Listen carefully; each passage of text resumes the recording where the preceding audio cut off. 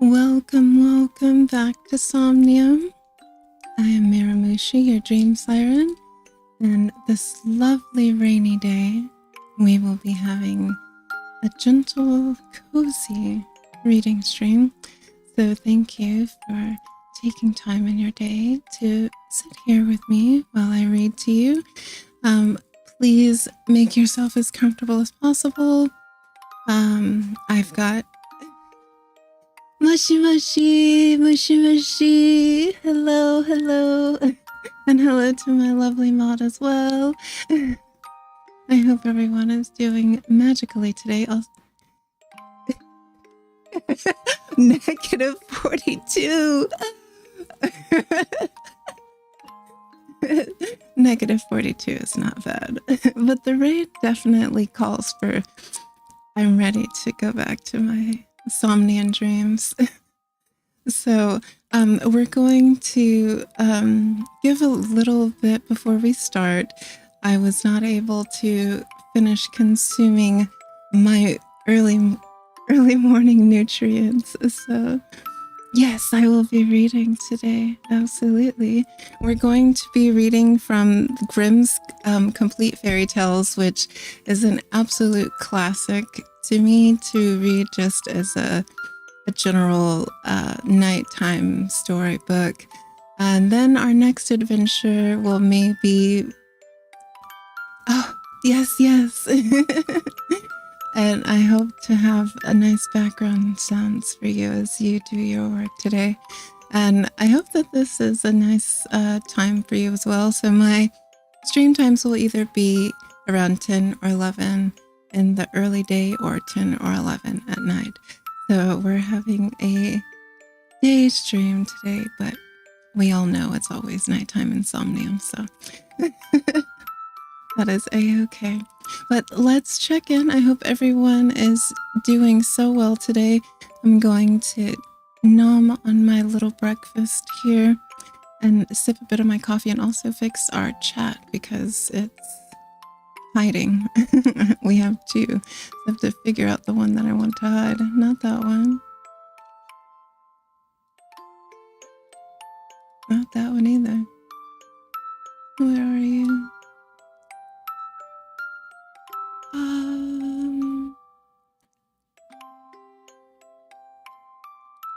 No? There you are. Okay. And then we'll make this just a little bit bigger.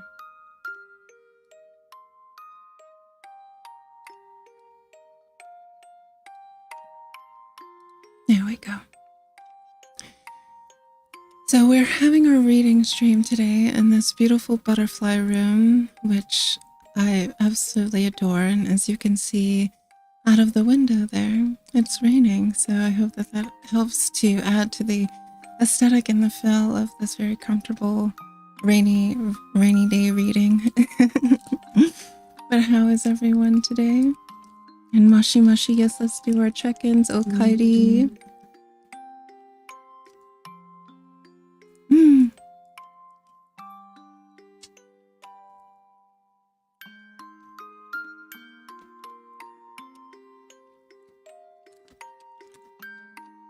It was a big chomp.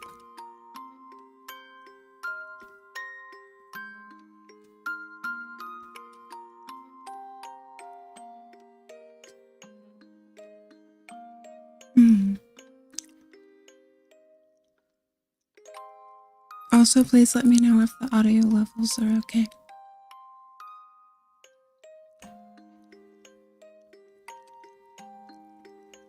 The first story that we'll start with today is The Frog King. So Grimm's Tales, let's see, how far did these go back to?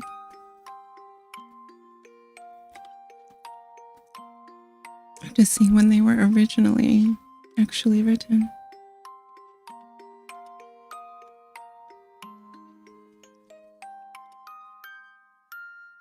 Why are you not in the front of the book as normal? 1884.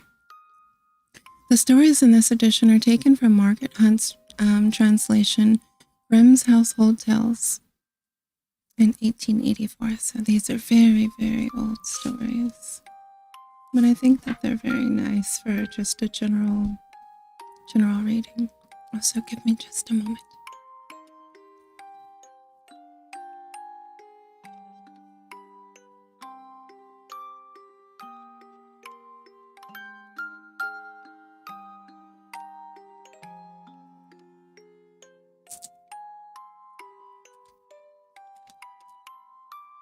See, we're all ready to take our little snoozy.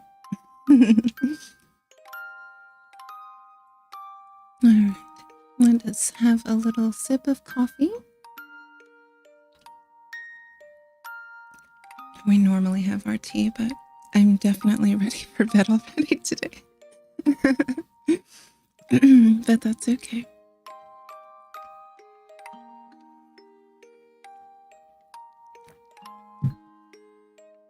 Alright. right. Our first story then is going to be The Frog King. In this massively, massively big book. Okay. Let us begin. In old times, when wishing still helped one, there lived a king whose daughters were all beautiful, but the youngest was so beautiful that the sun itself, which has seen so much, was astonished whenever it shone in her face. Close by the king's castle lay a great dark forest, and under an old lime tree in the forest was a well. And when the day was very warm, the king's child went out into the forest and sat down by the side of the cool fountain. And when she was dull, she took a golden ball and threw it up on high and caught it. And this ball was her favorite plaything. Now it so happened that on one occasion, the princess's golden ball did not fall into the little hand which she was holding up for it, but on the ground beyond, and rolled straight into the water. The king's daughter followed it with her eyes, but it vanished, and the well was deep, so deep that the bottom could not be seen. On this she began to cry, and cried louder and louder, and could not be comforted. And as she thus lamented, someone said to her, "What ails thee, king's daughter? Thou weepest so even a stone could show pity." She looked around to the side from whence the voice came, and saw a frog stretching forth its thick, ugly head from the water. "Ah! Old water splasher, is it thou?" she said. "I am weeping for my golden ball, which has fallen into the well." "Be quiet and do not weep," answered the frog. "I can help thee, but what wilt thou give me if I bring thy plaything up again?" "Whatever thou wilt have, dear frog," she said. "My clothes, my pearls and jewels, and even the golden crown which I am wearing." The frog answered, "I do not care for thy clothes, thy pearls and jewels, or thy golden crown.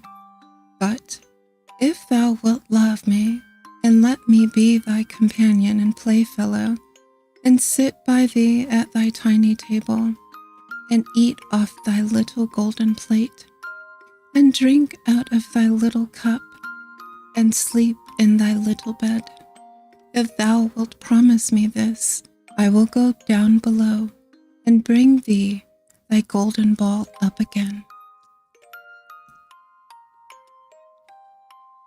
"Oh yes," she said, "I promise thee all thou wishest, if thou wilt but bring me my ball back again." She, however, thought, "How the silly frog does talk. He lives in the water with the other frogs, and croaks, and can be no companion to any human being."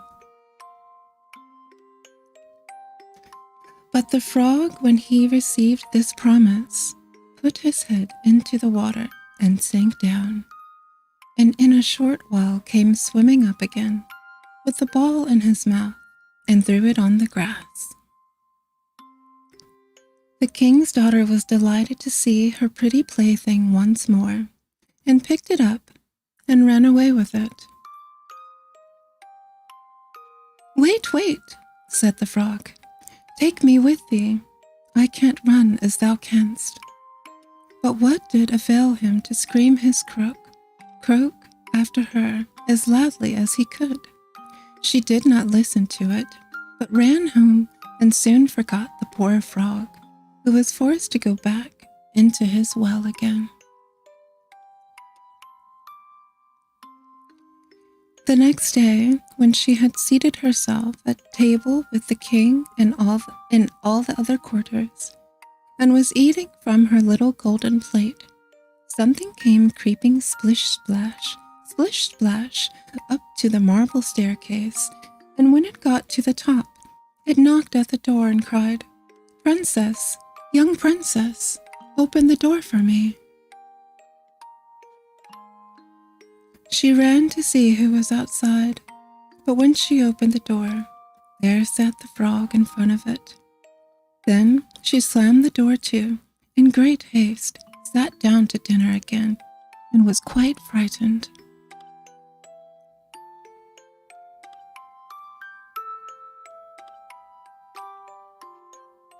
The king saw plainly that her heart was beating violently, and said, "My child, what art thou so afraid of?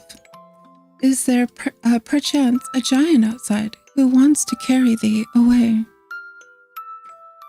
No," she replied. "It is no giant, but a disgusting frog." "What does a frog want with thee?"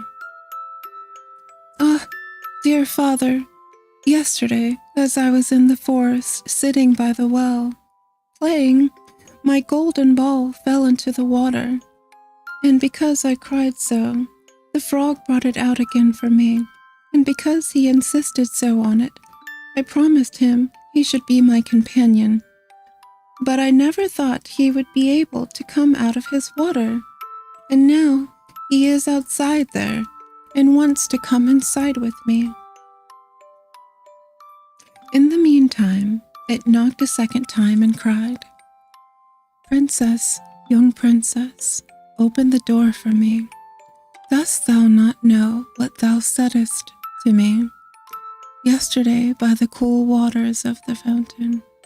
Princess, young princess, open the door for me." Then said the king, "That which thou hast promised, must thou perform. Go and let him in." She went and opened the door, and the frog hopped in and followed her, step by step, to her chair. There he sat and cried, "Lift me up beside thee."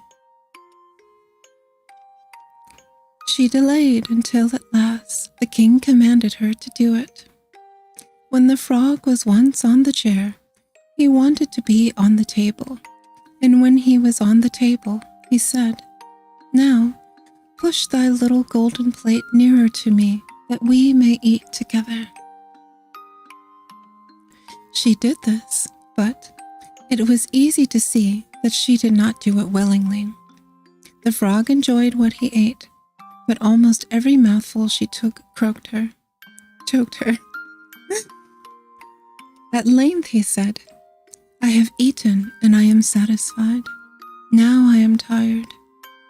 Carry me into thy little room and make thy little silken bed ready, and we will both lie down and go to sleep." The king's daughter began to cry, for she was afraid of the cold frog which she did not like to touch, and which was now to sleep in her pretty clean little bed. But the king grew angry and said, "He who helped thee when thou wert in trouble ought not afterwards be despised by thee." So she took hold of the frog with 2 fingers and carried him upstairs and put him in a corner. But when she was in bed, he crept to her and said, "I am tired. I want to sleep as well as thou. Lift me up, or I will tell thy father." Then she was terribly angry and took him up and threw him with all her might against the wall. "Now thou wilt be quiet, Otis Frog," she said. But when he fell down, he was no frog, but a king's son with beautiful kind eyes. He, by her father's will, was now her dear companion and husband. Then he told her how he had been bewitched by a wicked witch, and how no one could have delivered him from the well but herself, and that tomorrow they would go together into his kingdom. Then they went to sleep, and the next morning the sun awoke them. A carriage came driving up with 8 white horses, which had 8 white ostrich feathers on their heads, and were harnessed with golden chains, and behind stood the young king's servant, Faithful Henry. Faithful Henry had been so unhappy when his master was changed into a frog that he had caused 3 iron bands to be laid around his heart, lest it should burst with grief and sadness. The carriage was to conduct the young king into his kingdom. Faithful Henry helped them both in, and placed himself behind again, and was full of joy because of the deliverance. And when they had driven a part of the way, the king's son heard a creaking behind him, as if something had broken. So he turned around and cried, "Henry, the carriage is breaking." "No, master, it is not the carriage. It is a band from my heart, which was put there in my great pain when you were a frog and imprisoned in the well." Again and again, while they were on their way, something cracked, and each time the king's son thought the carriage was breaking. But it was only the bands which were springing from the heart of Faithful Henry, because his master was set free and was happy. The end. That one was very sweet. Very sweet and very short.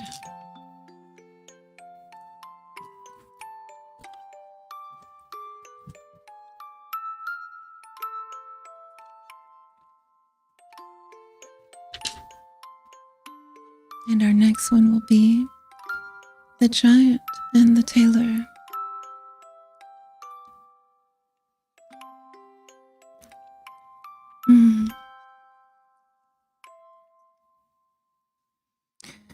A certain tailor, who was great at boasting, but ill at doing, took it into his head to go abroad for a while, and look about the world.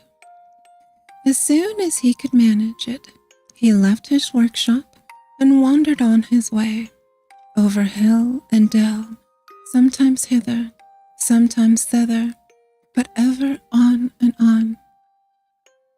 Once when he was out, he perceived in the blue distance a steep hill, and behind it a tower reaching to the clouds, which rose up out of a wild, dark forest. "Thunder and lightning," cried the tailor. "What is that?"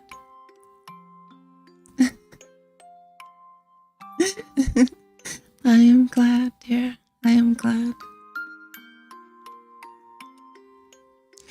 And as he was strongly goaded by curiosity, he went boldly towards it. But what made the tailor open his eyes and mouth when he came near it was to see that the tower had legs and leapt in one bound over the steep hill, and was now standing as an all-powerful giant before him. "What dost thou want here, thou tiny fly's leg?" cried the giant, with a voice as if it were thundering on every side. The tailor whimpered, "I want just to look about and see if I can earn a bit of bread for myself in this forest." "If that is what thou art after," said the giant, "thou mayest have a place with me." "If it must be, why not? What wages shall I receive?" "Thou shalt hear what wages thou shalt have. Every year, 365 days, and when it is a leap year, one more into the bargain. Does that suit thee?" "All right," replied the tailor, and thought in his own mind, "A man must cut his coat according to his cloth, and I will try to get away as fast as I can." Ooh. On this, the giant said to him, "Go, little ragamuffin, and fetch me a jug of water." "Had I not better bring the well itself at once, the spring too?" asked the boaster, and went with the pitcher to the water. "What? The well and the spring too?"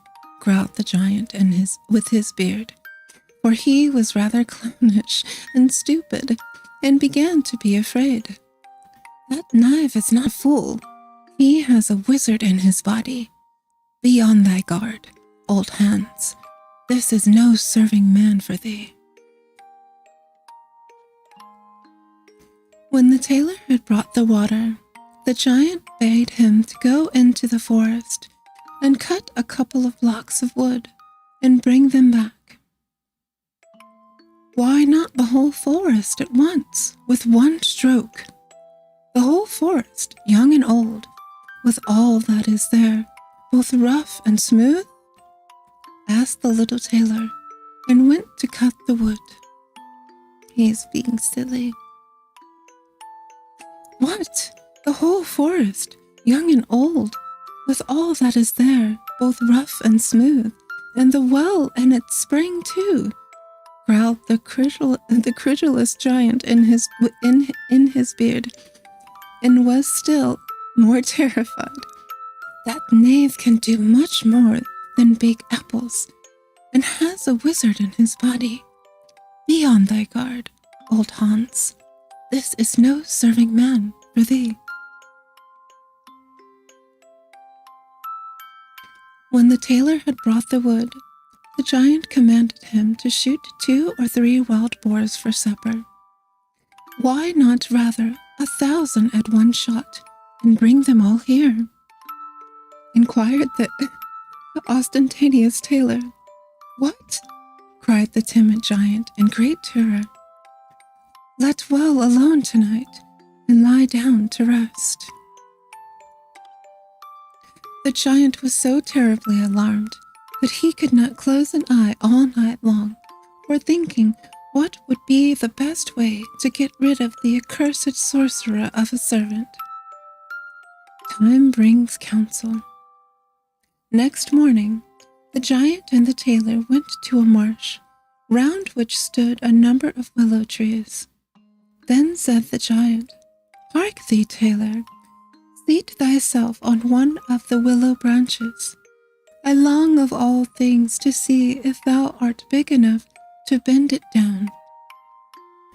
All at once, the tailor was sitting on it, holding his breath and making himself so heavy that the bow bent down. When, however, he was compelled to breathe deep, it carried him, for unfortunately he had not put his goose in his pocket, so high into the air that he never was seen again, and this to the great delight of the giant. If the tailor had not fallen down again, he must be hovering around in the air. That one was really silly.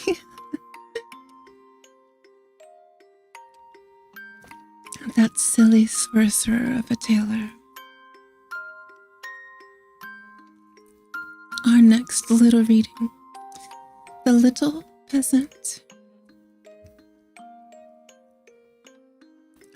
There was a certain village wherein no one lived but really rich peasants, and just one poor one, whom they called the Little Peasant. He had not even so much as a cow, and still less money to buy one, and yet he and his wife did so wish to have one. One day he said to her, "Hark you, I have a good thought. There is our gossip the carpenter. He shall make us a wooden calf and paint it brown so that it look like any other, and in time it will certainly be big and be a cow."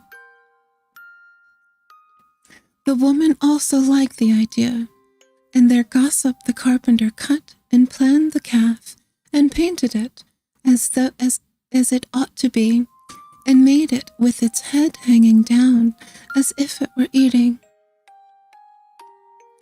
Next morning, when the cows were being driven out, the little peasant called the cow herd in and said, "Look, I have a little calf there, but it is still small and has still to be carried.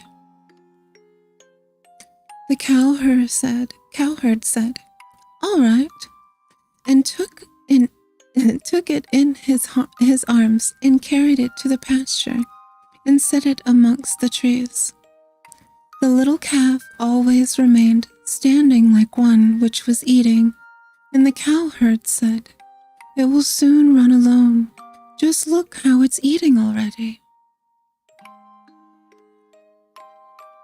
At night time, when he was going to drive the herd home again, he said to the calf, "If thou canst stand there and eat thy fill, thou canst also go on thy 4 legs.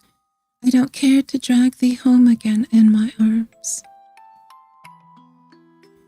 But the little peasant stood at his door and waited for his little calf, and when the cowherd drove the cow through the village and the calf was missing, he inquired where it was. The cowherd answered, "It is still standing out there eating. It would not stop and come with us."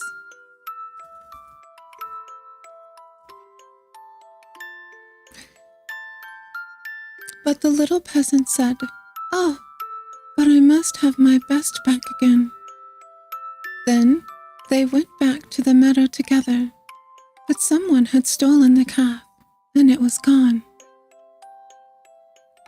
The cowherd said, "It must have run away." The peasant, however, said, "Don't tell me that," and led the cowherd before the mayor, who for his carelessness condemned him to give the peasant a cow for the calf which had run away. And now the little peasant and his wife had the cow for which they had so long wished, and they were heartily happy, but they had no food for it, and could give it nothing to eat, so it soon had to be killed. They salted the flesh, and the peasant went into town and wanted to sell the skin there, so that he might buy a new calf with the proceeds.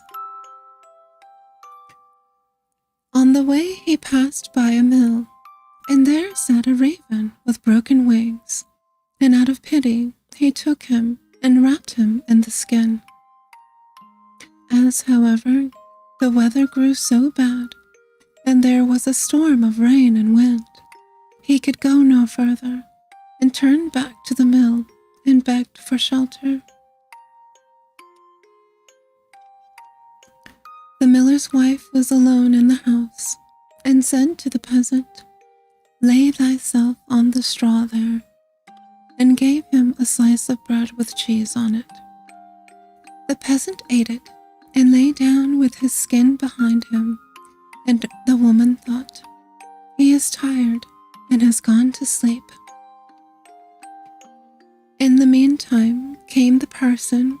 The miller's wife received him well and said, "My husband is out, so we will have a feast."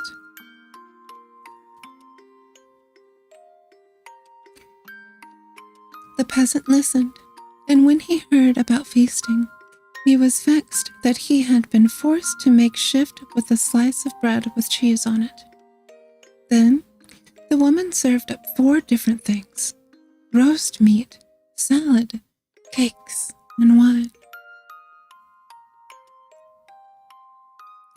Just as they were about to sit down and eat, there was a knocking outside.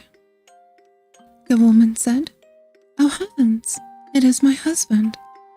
She quickly hid the roast meat inside the tilted stove, the wine under the pillow, the salad on the bed, the cake under it, and the parson in the cupboard in the entrance. Then she opened the door for her husband and said, "Thank heaven thou art back. There is such a storm, it looks as if the world was coming to an end." The miller saw the peasant lying on the straw and asked, "What is that fellow doing there?" "Ah," said the wife, "the poor knave came in the storm and rain and begged for shelter. So I gave him a bit of bread and cheese and showed him where the straw was." The man said, "I have no objection, but be quick and get something to eat." The woman said, "But I have nothing but bread and cheese." "I am contented with anything," replied the husband. "So far as I am concerned, bread and cheese will do," and looked at the peasant and said, "Come and eat some more with me." The peasant did not require to be invited twice, but got up and ate. After this, the miller saw the skin in which the raven was, laying on the ground, and asked, "What hast thou there?" The peasant answered, "I have a soothsayer inside of it." "Can he foretell anything to me?" said the miller. "Why not?" answered the peasant. "But he only says 4 things, and the 5th he keeps to himself." The miller was curious and said, "Let him foretell something for once." Then the peasant pinched the raven's head, so that he croaked and made a noise like "Croak, croak." The miller said, "What did he say?" The peasant answered, "In the first place, he says that there is some wine hidden under the pillow." "Bless me," cried the miller, and went there and found the wine. "Now, go on," he said. The peasant made the raven croak again and said, "In the second place, he says that there is some roast meat in the tilted oven."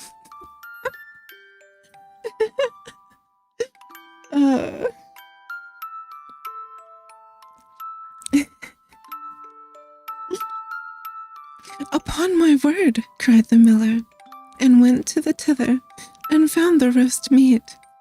The peasant made the raven's philosophy still more and said, "Thirdly, he says that there is some salad on the bed." "That would be a fine thing," cried the miller, and went there and found the salad. At last the peasant pinched the raven once more, till he croaked and said, "Fourthly, he says that there are some cakes under the bed." "That would be a fine thing," cried the miller, and looked over there and found the cakes.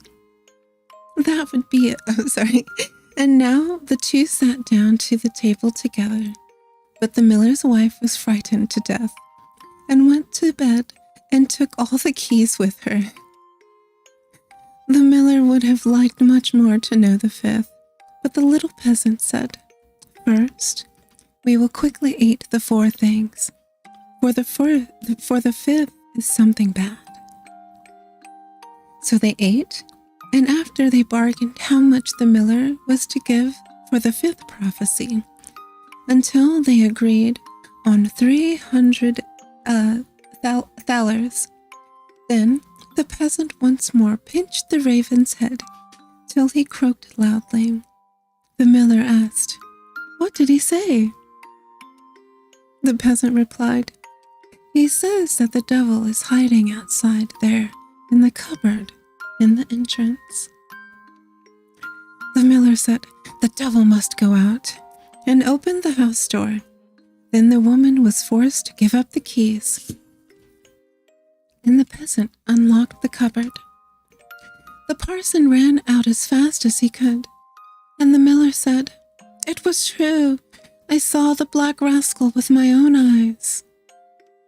The peasant, however, made off next morning by daybreak with 300 thalers. At home, the small peasant gradually launched outside.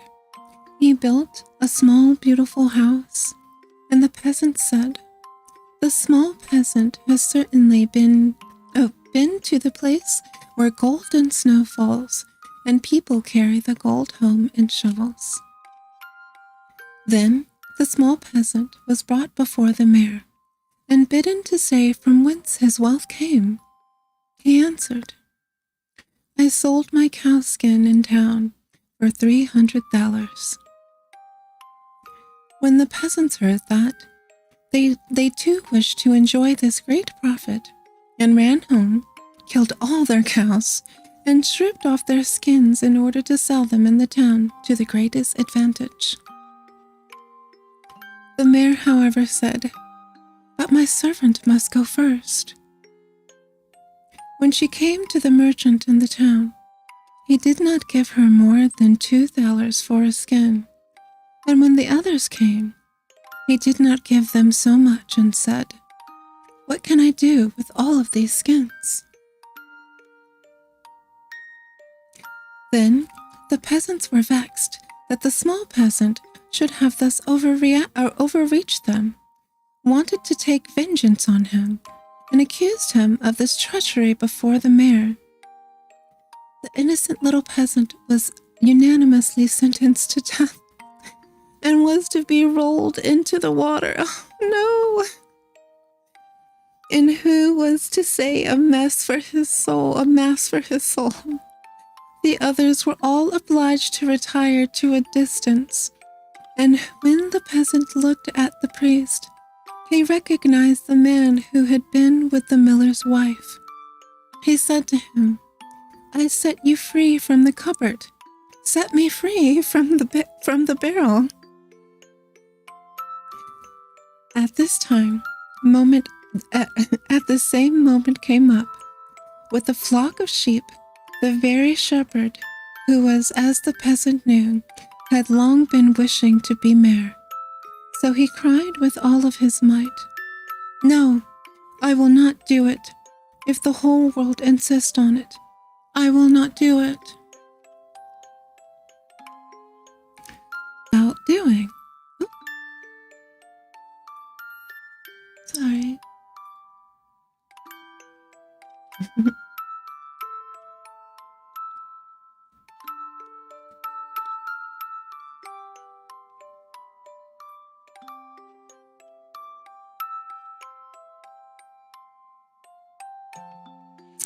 What art thou about? What is it that thou wilt not do? Oh, you are very welcome, dear. The peasant said, "I want to make me mayor. If I will but put myself in the barrel, but I will not do it." The shepherd said, "If nothing more than this is needed in order to be mayor, I would get into the barrel at once." The peasant said, "If thou wilt get in, thou wilt be mayor." The shepherd was willing and got in, and the peasant shut the door down on him. Then he took the shepherd's flock from him and drove it away. He's been a trickster the whole time, it seems. The parson went to the crowd and declared that the mass had been said. Then they came and rolled the barrel toward the water. When the barrel began to roll, the shepherd cried, "I am quite willing to be mayor." They believed no otherwise than it was the peasant who was saying this, and answered, "That is what we intend. But first thou shalt look about thee a little down below there." And they rolled the barrel down into the water. After that, the peasants went home, and as they were entering the village, the small peasant also came quietly in, driving a flock of sheep, and looking quite contented. Then the peasants were astonished and said, "Peasant, from whence comest thou? Dost thou come out of the water?" "Yes, truly," replied the peasant. "I sank deeply down until last I got to the bottom. I pushed the bottom out of the barrel and crept out, and there were pretty meadows on which a number of lambs were feeding, and from thence I brought this flock away with me." Said the peasants, "Are there any more there?" "Oh yes," said he. more than I could do anything with. Then the peasants made up their minds that they too would fetch some sheep for themselves, a flock apiece. But the mayor said, "I come first." So they went to the water together, and just then there were some of the small fleecy clouds in the blue sky, which are called little lambs, and they were reflected in the water.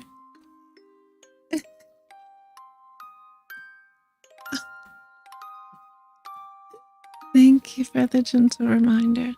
I will after this short story. We're almost done with this one.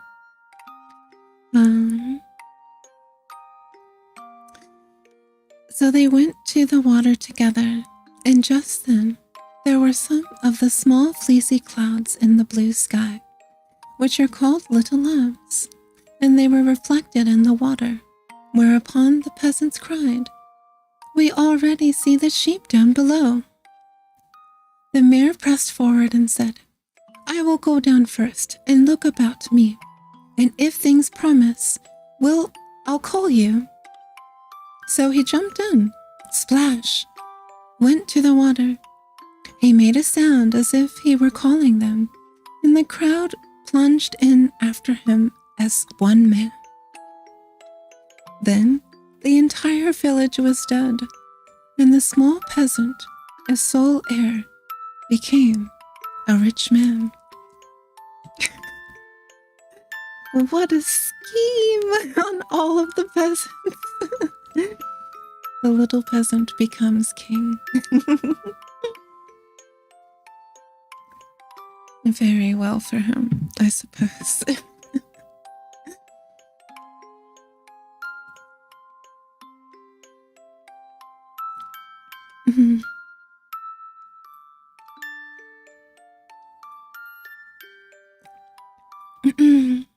All right. Fluids intaken. Our next little short story will be The Golden Key. In the wintertime, when deep snow lay on the ground, a poor boy was forced to go out on a sledge to fetch wood. When he had gathered it together and packed it, he wished, as he was so frozen with cold, not to go home at once, but to light a fire and warm himself a little. So he scraped away the snow, and as he was thus clearing the ground, he found a tiny golden key. And there is our 12 o'clock minder with the little sheepies falling.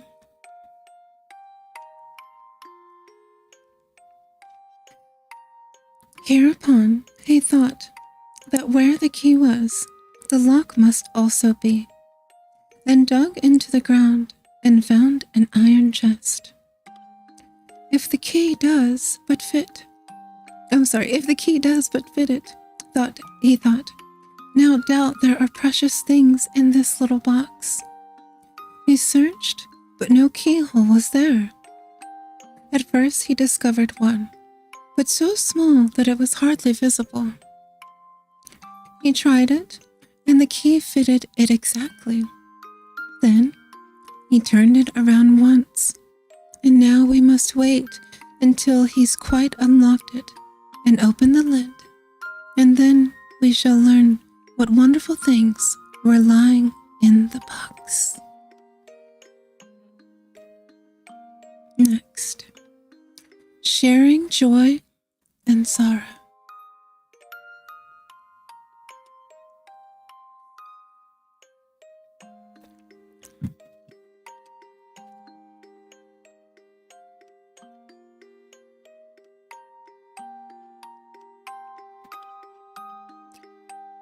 There was once a tailor who was a quarrelsome fellow, and his wife, who was a good, industrious, and pious, never could please him. Whatever she did, he was not satisfied, but grumbled and scolded, and knocked her about and beat her. As the authorities at last heard of it, They had him summoned and put him in prison in order to make him better. He was kept for a while on bread and water, and then set free again, and share joy and sorrow with her, as married people ought to do.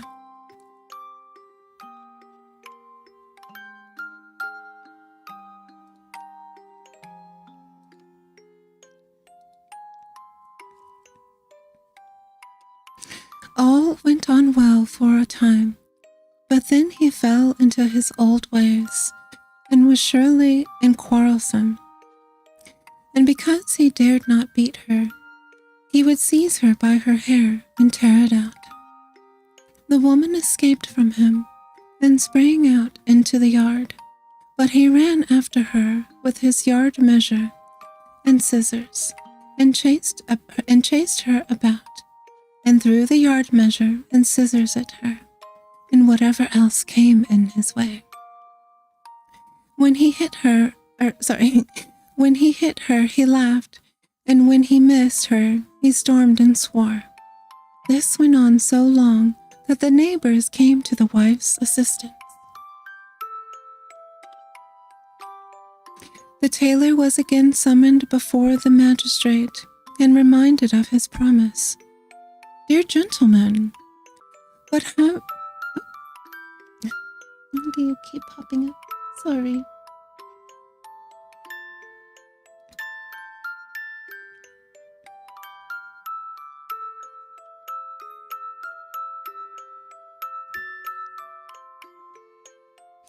I have kept my word.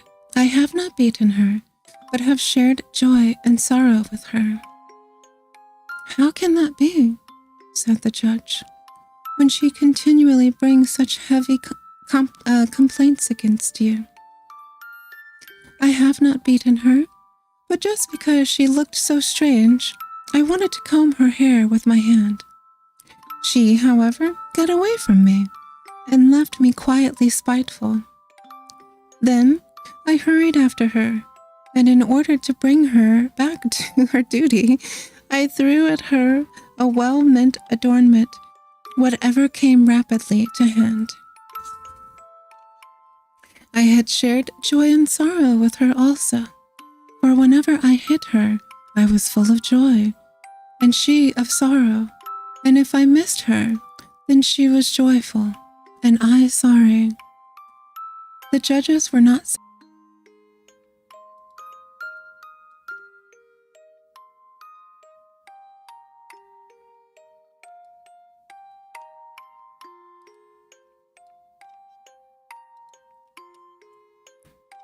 Our next little short story, The Nail. A merchant had done good business at the fair. He had sold his wares and lined his money bags with gold and silver. Then he wanted to travel homewards and be in his own house before nightfall. So he packed his trunk and with the money on his horse and rode away. At noon, he rested in a town, and when he wanted to go far, a stable boy brought out his horse and said, "A nail is wanting, sir, in the shoe of its left hind foot." Let it be wanting," answered the merchant.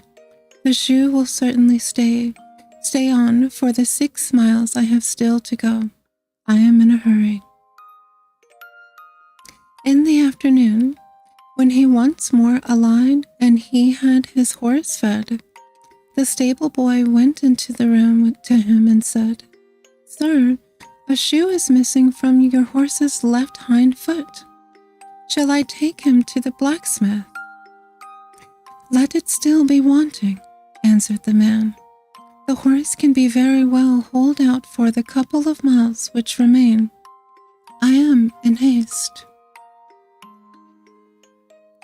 He rode forth, but before long the horse began to limp. It had not limped long before it began to stumble, and it had not stumbled long before it fell down and broke its leg. The merchant was forced to leave the horse where it was, and unbuckle the trunk, take it on his back, and go home on foot. And there he did not arrive until quite late at night. And that unlucky nail, said he to himself, has caused all of this disaster. Hasten slowly. I really love the stories that are in the Grimm's collections because they're very much like little life lessons in a way. Like that story was about taking your time, right? And if you don't take your time and do something that might take just a little bit more time until you reach your destination, you may be much farther off later. So that's really cute. Okay. Some may be familiar with this story. This one is Tom Thumb.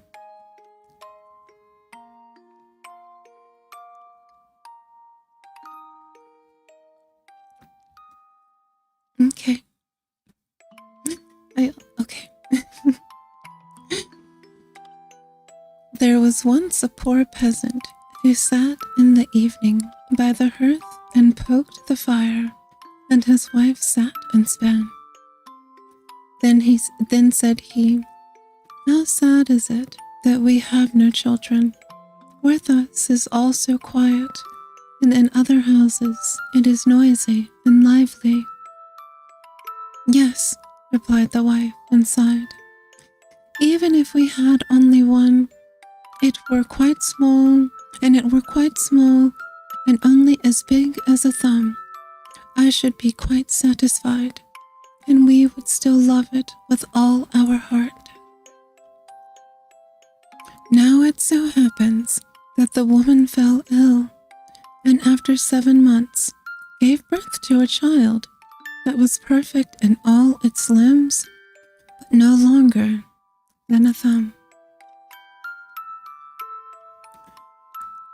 Then said they, "It is as if we wished it to be, and it shall be our dear child." And because of its size, they called it Tom Thumb. They did not let it want for food, but the child did not grow taller, but remained as it had been at the first. Nevertheless, it looked sensible out of its eyes, and soon showed itself to be a wise and nimble creature, for everything it did turned out well. One day, the peasant was getting ready to go into the forest to cut wood, when he said, as if to himself, "How I wish that there was anyone who would bring the cart to me." "Oh, father," cried Tom Thumb, "I will soon bring the cart. Rely on that. It shall be in the forest at the appointed time." The man smiled and said, "How can that be done? Thou art far too small to lead the horse by the reins." "There's of no consequence, father. If my mother will only harness it, I shall sit in the horse's ear and call out to him how he is to go." "Well," answered the man, "for once we will try it." When the time came, the mother harnessed the horse and placed Tom Thumb in its ear, and then the little creature cried, "Giddy up, giddy up." Then it went quite properly, as if with its master, and the cart went the right way into the forest. It so happened that just as he was turning a corner, and the little one was crying, "Giddy up," 2 strange men came towards him. "My word," said one of them, "what is this? There is a cart coming, and a driver is calling to the horse, and still he is not to be seen."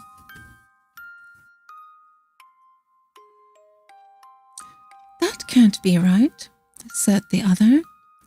We will now follow the cart and see where it stops." The cart, however, drove right into the forest and exactly to the place where the wood had been cut. When Tom Thumb saw his father, he cried to him, "Seest thou, father? Here I am with the cart. Now take me down." The father caught hold of the horse with his left hand, and with his right took his little son out of the ear. Tom Thumb sat down quite merrily on a straw, but when the two strange men saw him, they did not know what to say for astonishment.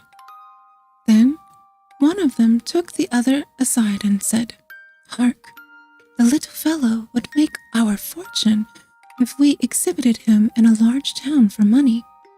We will buy him."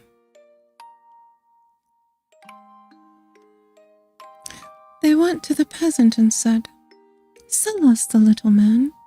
He shall be well treated with us." "No," replied the father. "He is the apple of my eye, and all of the money in the world cannot buy him from me." Tom Thumb, however, when he heard of the bargain, had cropped up the folds of his father's coat and placed himself on his shoulder and whispered in his ear, "Do not give me away. I will soon come back again." "Oh, I'm sorry. Father, do give me away. I will soon come back again." Then the father parted with him to the two men for a handsome bit of money. "Where wilt thou sit?" they said to him. Just sit me on the rim of your hat, and then I can walk backwards and forwards and look at the country, and shall not fall back." They did as he wished, and when Tom Thumb had taken leave of his father,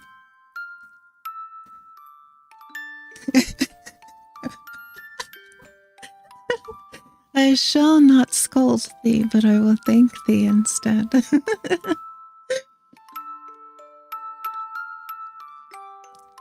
Thank you for the reminder.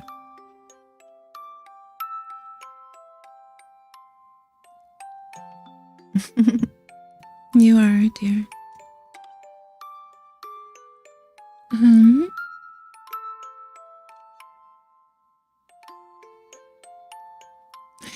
They did as he wished, and when Tom Thumb had taken leave of his father, they went away with him. They walked until it was dusk, and then the little fellow said, "Oh, thank you." Thank you for the gentle smile. They walked until it was dusk, and then the little fellow said, "Do take me down. I want to come down." The man took his hat off and put the little fellow on the ground by the wayside, and he leapt and creeped about a little between the sods, and then he suddenly slipped into a mouse hole which he had sought out.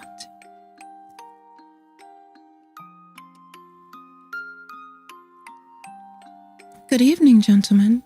Just go home without me," he cried to them and mocked them.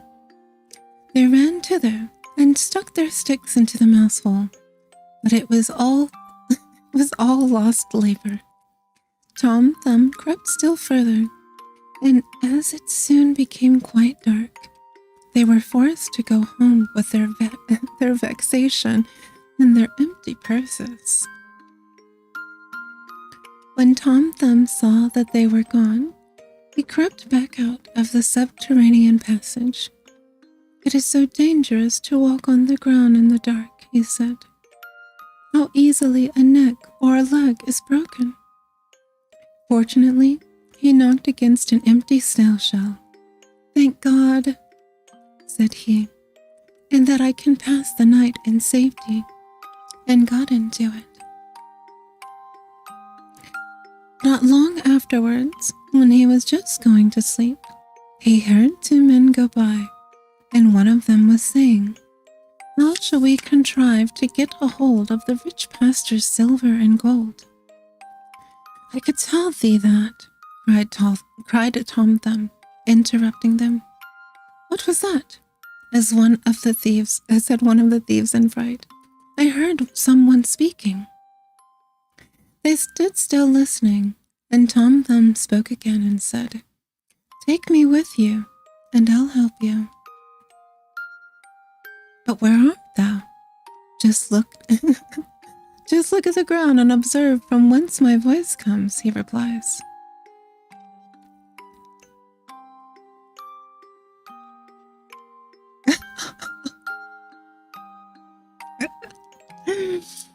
I will always try to give my attention individually as I can, right?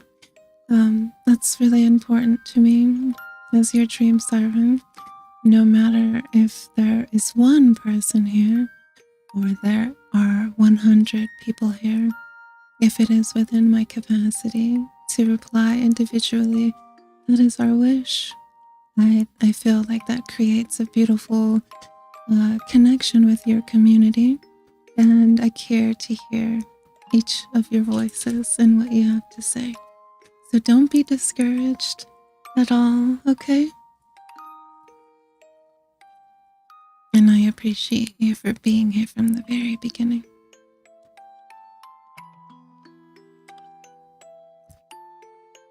Okay.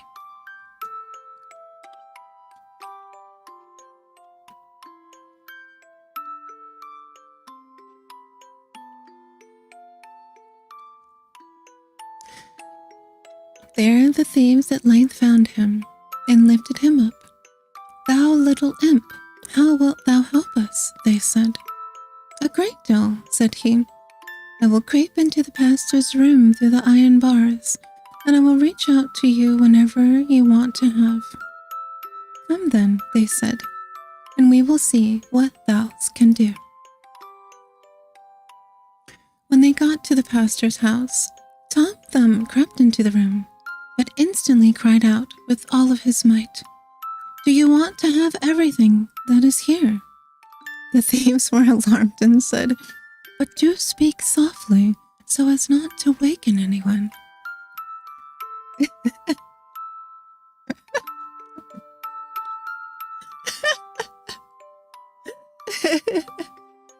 That would be a lot of kisses, wouldn't it? Maybe just during our greeting streams or our hello streams, we can give individual kisses. Yes.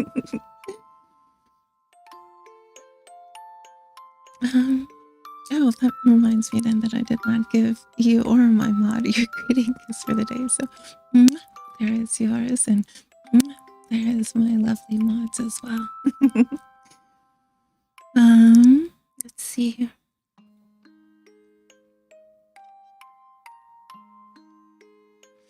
Tom Thumb, however, behaved as if he had not understood this and cried again, What do you want?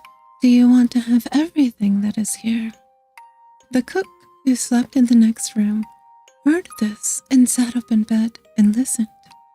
The thieves, however, had in their fright run some distance away, but at last they took courage and thought, The little rascal wants to mock us. They came back and whispered to him, Come, be serious, and reach something out to us. Then Tom Thumb again cried as loudly as he could, I really will give you everything. Just put your hands in.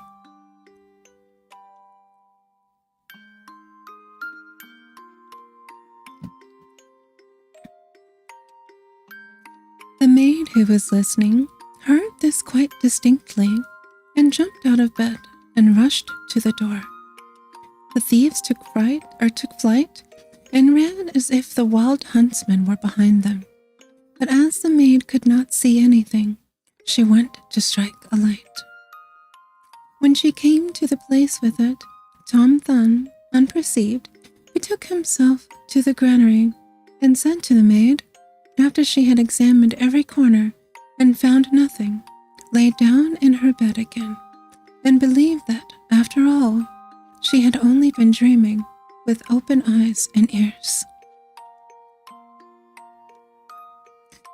Tom Thumb had climbed up among the hay and found a beautiful place to sleep in. There he intended to rest until day, and then go home again to his parents. But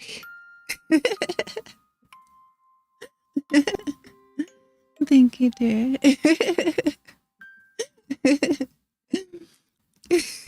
You will catch them and hold them close to your heart.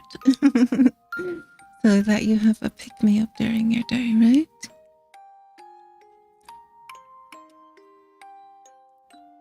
There he intended to rest until day, and then go home again to his parents.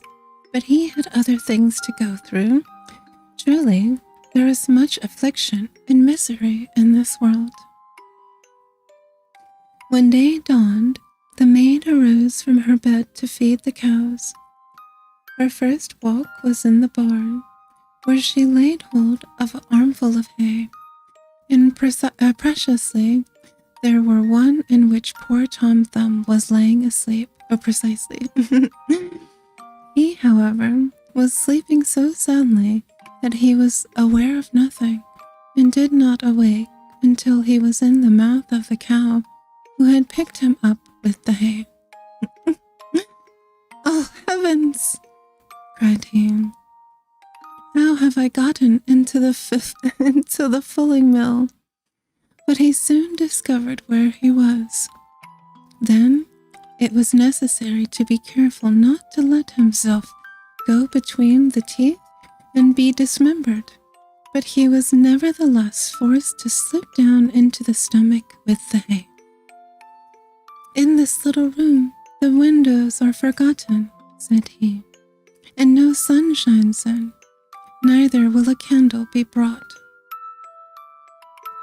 His quarters were especially unpleasing to him, and the worst was, more and more hay was always coming in by the door, and the space grew less and less. Then at length in his anguish, he cried as loud as he could, Bring me no more fodder! Bring me no more fodder! The maid was just milking the cow, and when she heard someone speaking, and saw no one, and perceived that it was the same voice that she had heard in the night, she was so terrified that she slipped off her stool and spilt the milk.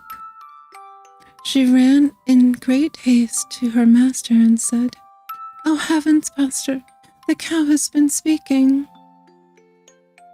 Thou art mad, replied the pastor, but he went himself to the byre to see what was there. Hardly, however, had he set his foot inside, when Tom Thumb again cried, Bring me no more fodder! Bring me no more fodder! Then the pastor himself was alarmed, and thought that an evil spirit had gone into the cow, and ordered her to be killed.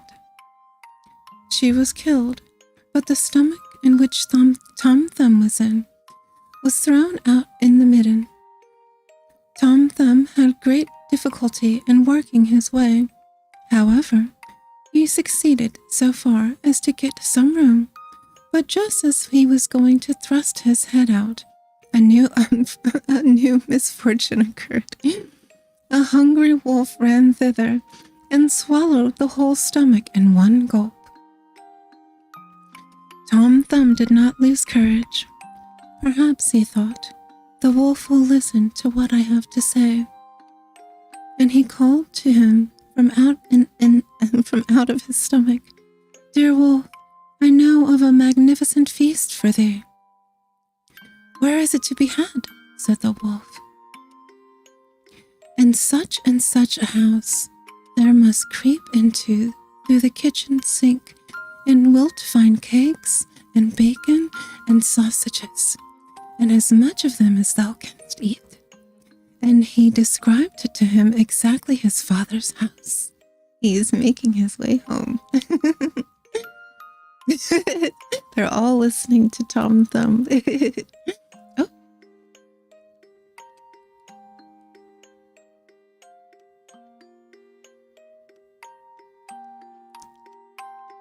Oh.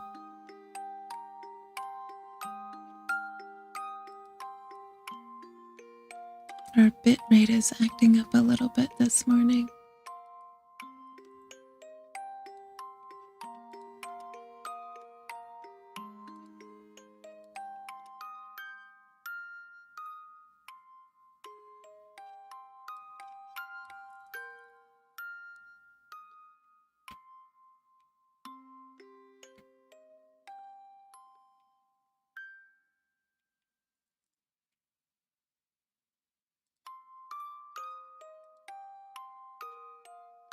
Oh, it's just a little laggy. It's okay.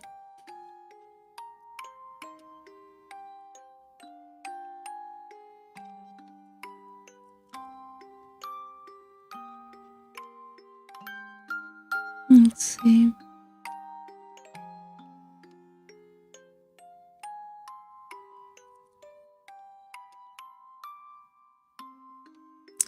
The wolf did not require to be told this twice, squeezed himself into the night through the sink, and ate to his heart's content in the larder.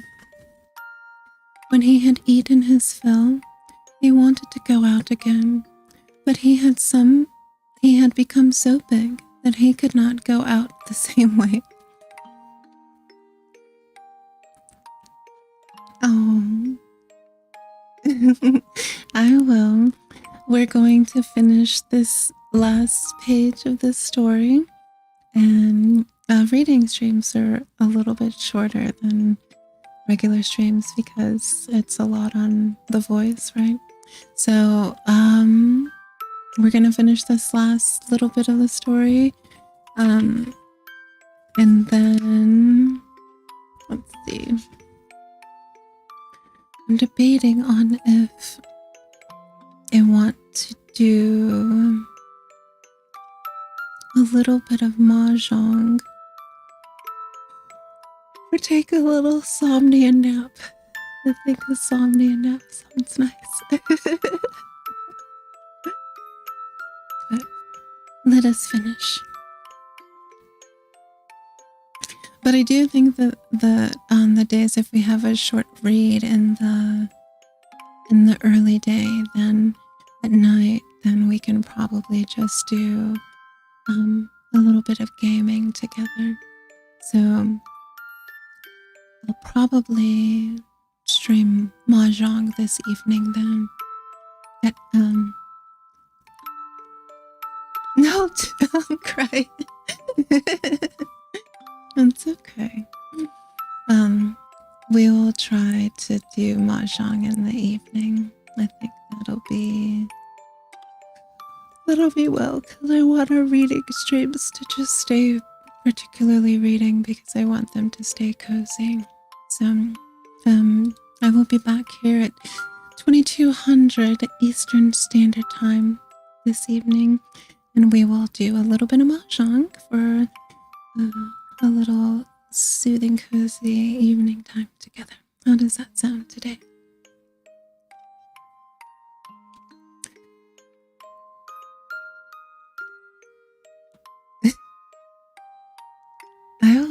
I will. We've got a couple paragraphs left.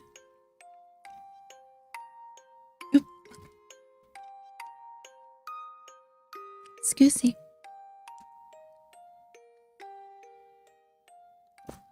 All right.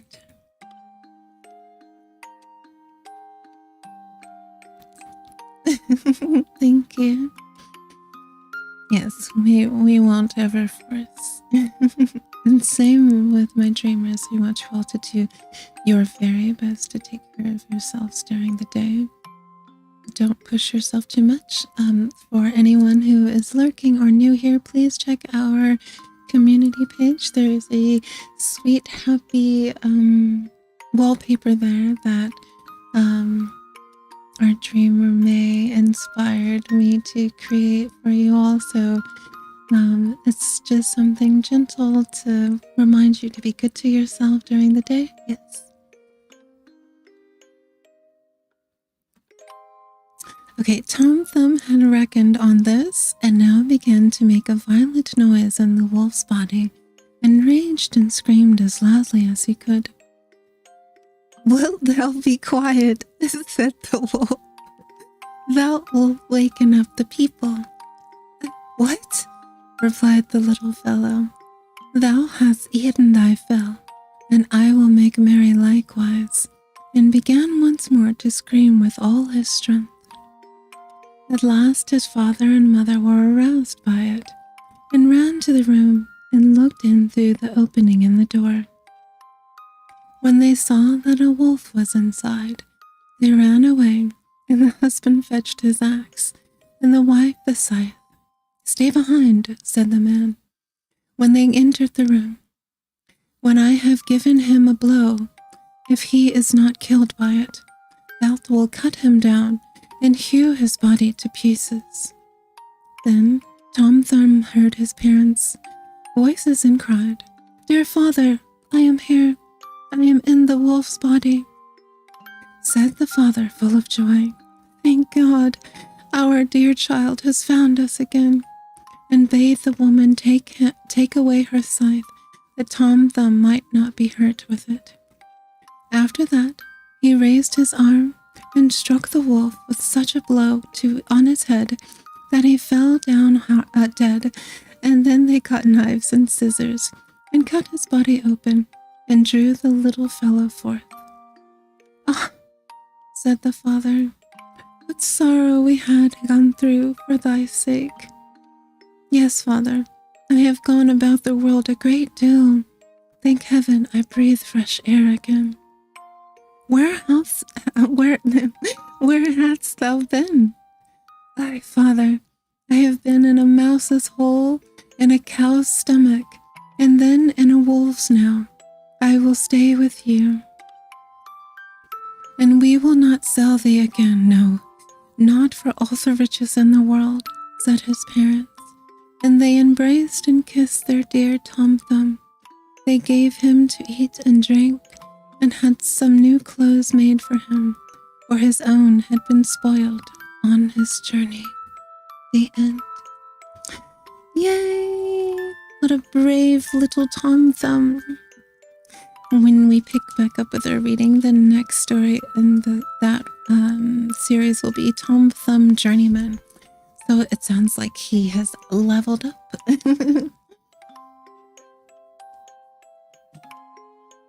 All right. So that is our reading stream for today, for the morning. I hope that was soothing and enjoyable for those who stayed to listen.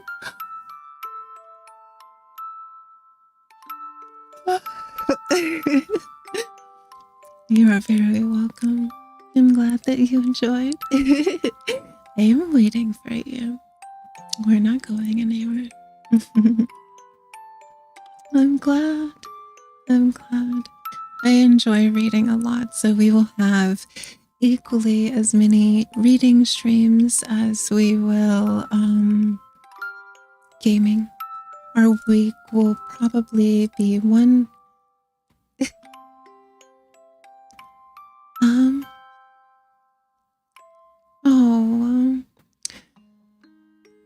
It's okay. Some will try to make fun of you, never set them free. We have a good, what do you call it? Moderation for the channel. The bot should hopefully have pretty strict, like the moderation level should be strict, and then anything else we will adjust in time. But yes, we know that there are mean things that happen in the world, and there are horrible nightmares amongst the land and Somnium. So we do our best to fight against those things, but keep pushing forward always with a smile on our face, and never let the bad things take your joy, right? So that is absolutely fine. If I think that it's in the stream description, but if anyone ever comes upon negative comments, please just block the comments and report them, and don't worry about them. Oh.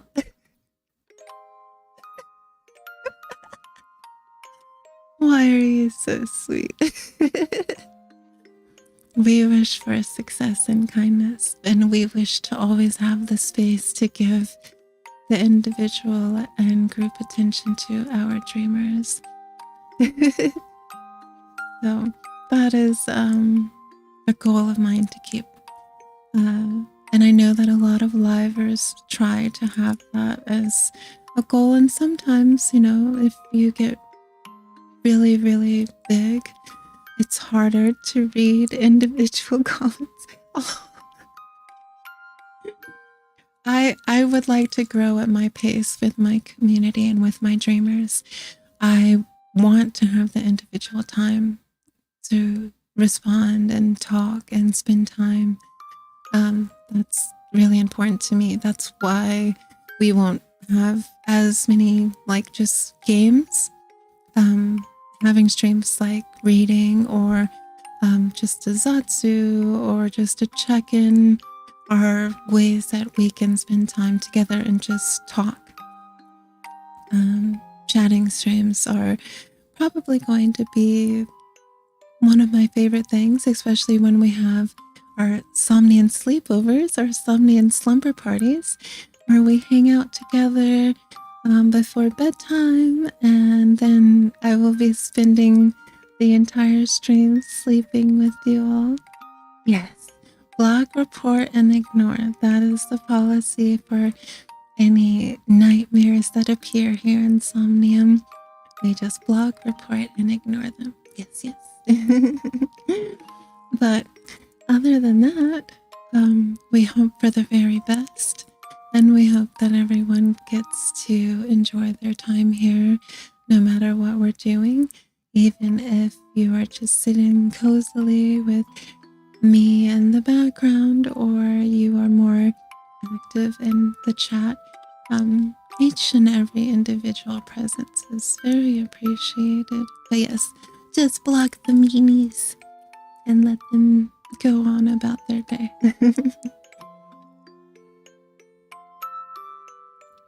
And we will go on about ours.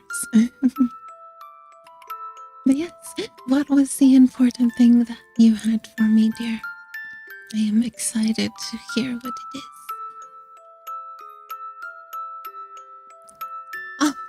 Oh, I will have to plan a singing stream for you. I like singing softer, more sort of sleepy songs. Everything here is going to be about sleep.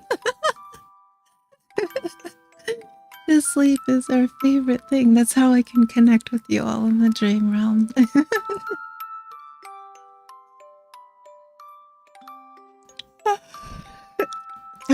As I give you my sleepy yawn as well. So, probably one of the first songs that I want to sing is Blue Moon, but I need to learn all of the lyrics to the song. But it's the one that starts off like, Blue Moon, you saw me standing alone. So I'm gonna be working on learning all of the lyrics to that song. Without a dream of my own. It's soft, melodic sounds to make you more restful and more sleepy, and to take your mind off of the heaviness in the world and just allow you to relax. Yes, yes, yes. So, but for today, we will finish out the day this evening again at 2200 Eastern Standard Time with Mahjong. We'll probably play Ricci City. I have I have dailies in both Mahjong Soul and Ricci City, so I might... Oh my goodness. It's definitely nap time. I might do both, depending on how long it takes me to get through them. But yeah, thank you all for joining me for our reading insomnia. Thank you for your presence, whether you are like, dear my here or oh, and I will go ahead. Oh, I will leave our reading streams public for anyone who wants to listen to them, come back to listen to them for something to fall asleep to. Those ones will stay public for now until we have our hopeful debut in January.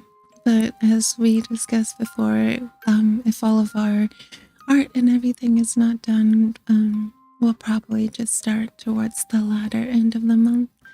I'm just very excited. This has been almost going to be a full 2-year journey from the creation of our model, finding our VTuber mama, our rigging and everything. And there's still so many more things I have in store for you all. I'm working with an artist on creating a manga. So we have a lot of things in store. Art takes time. Art takes time. Oh, you're very welcome. It is not the end. We have a very long journey together. There's a lot I have in store for you all. But I'm glad. And we'll have to come up with some other fun ideas. I'll try to make another wallpaper next month. I'll think of something really sweet. Or also, my marshmallow should be in my description box for the channel as well. So if you have any special request, please feel free to send a marshmallow and I will engage those. And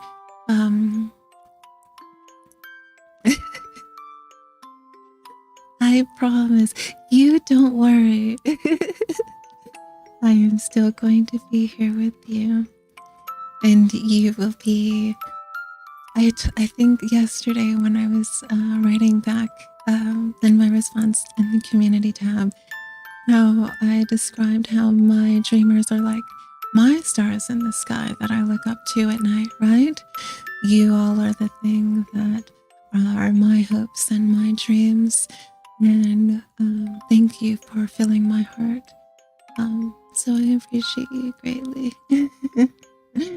But let's go take a nap. Oh.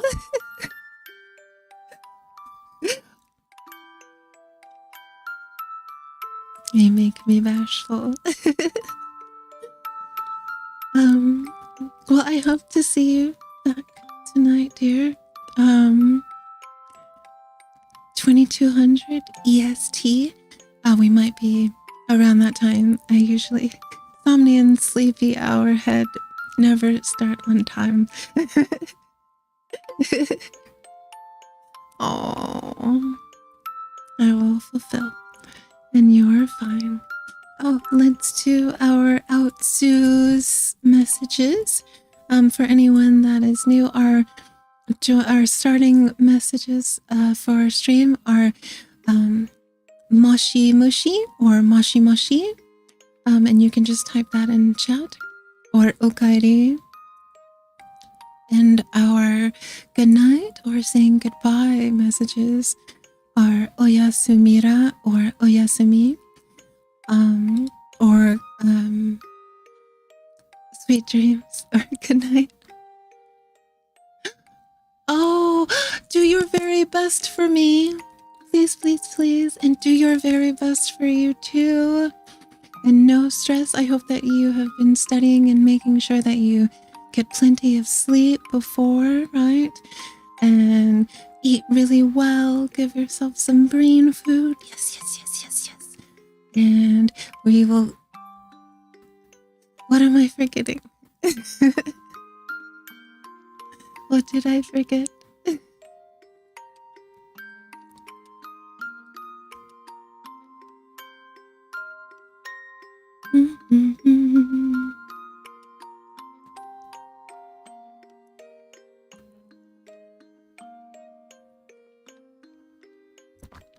Every time I go to drink my coffee, we take a mini narcoleptic. But wait, come on, what is it?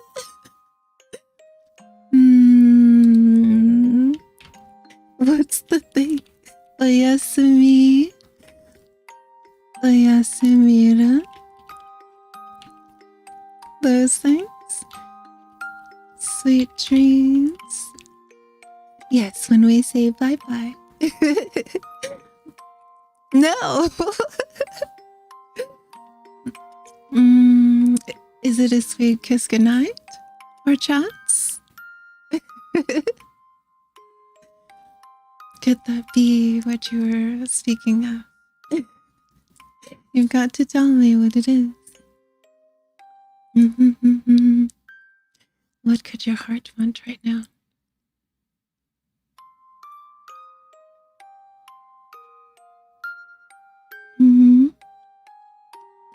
What do you need?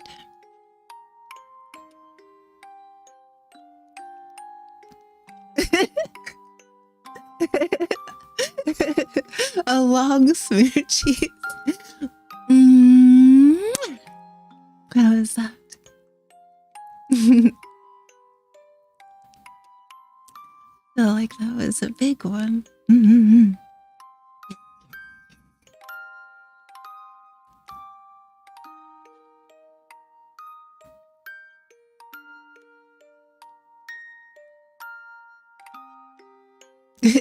Very long switches. You're very welcome. The crying. You are my sweetest dreamer yet. Oh, I meant to ask you, is it properly pronounced May or My? I think it's May, right? Or is it My?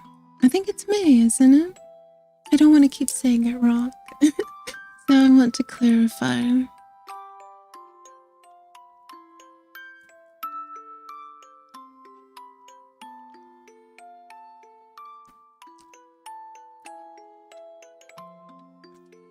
It's mine. No. How you pronounce your name, dear? MEI is pronounced May or My? I think May. It's mine. The kiss. Yes, the kiss is yours. It is your special request, so.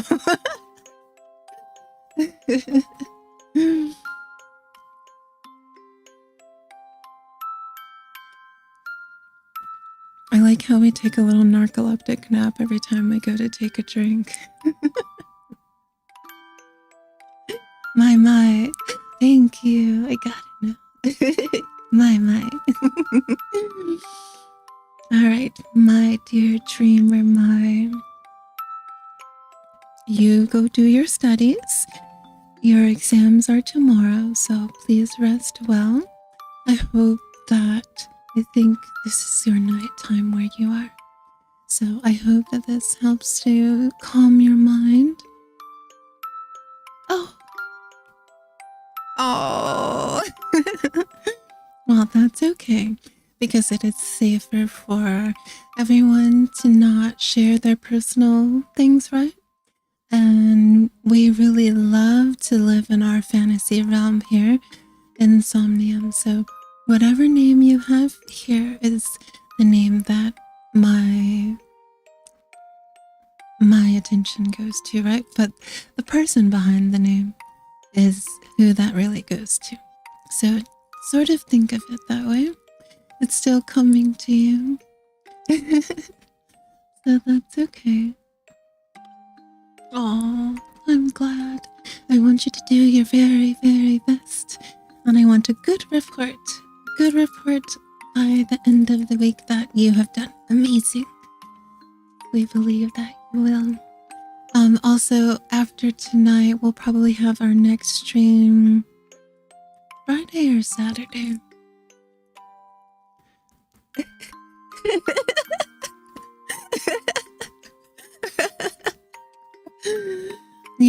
with me to stream all day, I believe. I'll just be here for you. Oyasumira. Alright, my dreamers, take care and I will see you this evening.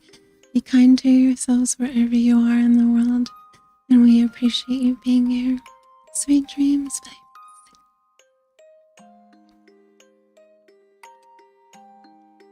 Okay.